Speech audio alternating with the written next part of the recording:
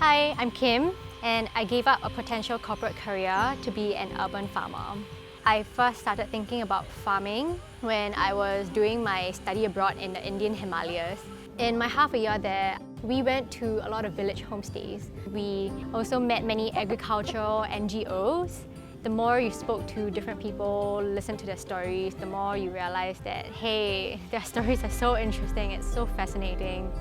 So when I came back, I decided to restart my college's urban farm with a friend of mine, partly because I needed an outlet for all my stress. I had like pimples breaking out all over my face. It was so ugly.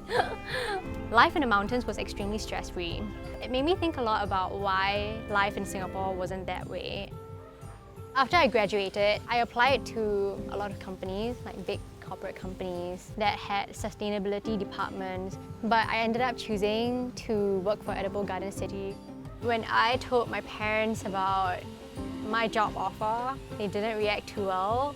They said things like, "Oh, okay, how much are they paying you? Are you looking at other things? Are you looking at other jobs?" They felt that I was working for Edible Garden City just because I wanted to bum around. There was once when my mom and dad were washing the dishes in the kitchen and I overheard them saying, "Kim has life too good. That's why she doesn't understand how difficult it is to make money." So I got really hurt. I burst into the kitchen and I just told them, it's precisely because we have life too good right now that we should start looking out for others. I feel very strongly about climate change. I feel very strongly about saving the environment. I feel that I should try to live as much as possible in a way that promotes sustainable living and sustainable development. It took us many fights and tears and screaming competition. But ultimately we agreed to disagree, and I know they come from a place of love and concern. In fact, I'm so grateful for them. They haven't kicked me out of the house yet, so I know they still love me. I am extremely aware that to be able to work here is a sign of privilege. And it's not that I don't think about money.